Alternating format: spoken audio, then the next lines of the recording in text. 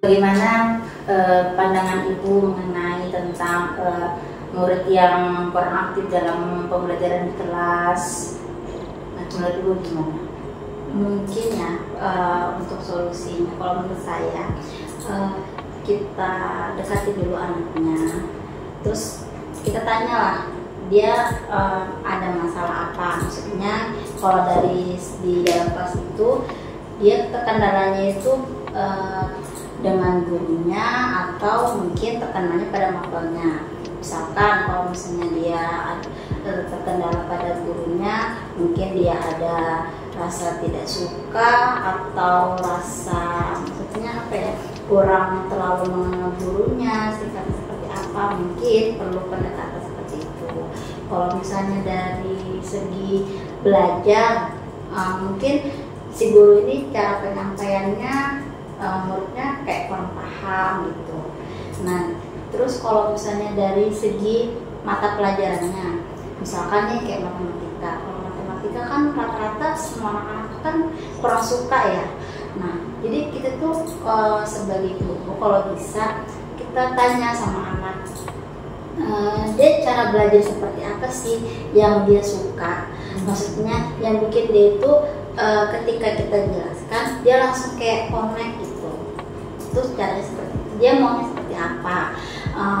Haruskah kita itu maksudnya setelah kita nyampaikan materi kemudian kita ngasih contoh, kita kasih apa yang contoh aplikasi dalam kehidupan sehari-hari. Misalkan kita tanya sama anak, sudah paham? Terus kalau misalnya ada yang kurang paham, kan kadang-kadang anak tuh kalau misalnya kita tanya sudah paham, sudah Bu, padahal sebenarnya dia juga belum paham-paham banget kan, karena kadang dia tuh kayak malu bertanya gitu. Nah, jadi mungkin ditanyanya itu yang memang harus kayak face to face gitu, tatap mukanya dideketin.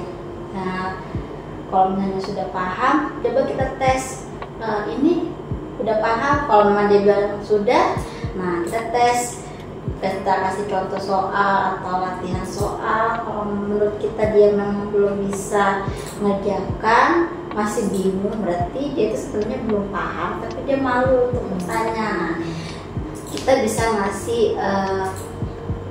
jawaban atau cara yang lebih mudah, yang lebih simpel, yang supaya dia itu bisa mengerjakan soal tersebut. Maksudnya jangan sampai anak ini merasa kalau dia salah kita marah gitu. Nah, sebisa mungkin kita kayak jadi teman buat dia gitu. Jangan sampai dia merasa saya tuh takut, tapi kalau misalnya nanya takut ibu marah. Nah, jangan sampai anak itu merasa seperti itu, karena kan juga kalau SMA itu kan usianya usia remaja. Maksudnya itu lebih bicara itu kalau lebih bagus tuh kayak dari hati ke hati. Terus maksudnya dimasukkan juga dalam kehidupan sehari-hari, dikaitkan dengan kehidupan sehari-hari. Atau mungkin bisa dari cara belajar kita juga, cara ngajar kita juga di apa ya, lebih dikreasikan lah. Misalkan ini anak-anak sudah bosan materi soal. Nah, bisa kita selingin, misalkan pakai apa ya, belajar sambil bermain lah, ice breaking lah gitu kan, supaya anak-anak tuh lebih semangat. Kan sekarang kita sudah banyak ya aplikasi seperti apa, Classpoint, terus kayak Minecraft, itu kan juga termasuk pembelajaran yang bermain tapi sambil belajar kan. Kemudian yang pakai apa ya, mengerjakan soal atau membahas materi menggunakan Canva misalnya. Mereka kan situ bisa buat poster atau membuat PowerPoint yang bisa digunakan. Kemudian dia bisa juga kita kasih kebebasan dia buat sekreativitas mereka. Misalkan dia buat poster mengenai tentang geografi, misalkan tentang materi lapisan kulit bumi. Tapi di dalam poster itu bukan cuma pengertiannya aja, dia juga bisa masukkan, mungkin diselipkan dengan emot apa, emot foto idolanya kak, kayak gitu kan, maksudnya supaya lebih menarik. Isinya tetap isi materinya dia, tapi untuk hiasan-hiasan posternya itu bisa dimasukkan foto idolanya dia atau warna-warna kesukaan dia, sekreatif mereka lah buat kayak gitu. Maksudnya nggak monoton yang harus ini harus sama dengan yang lain, itu enggak. Maksudnya kita kasih kebebasan supaya anak itu nyaman belajar sama kita. Jadi dapat kita simpulkan ya mengenai tentang bagaimana mengatasi siswa yang kurang aktif nih dari segi gurunya.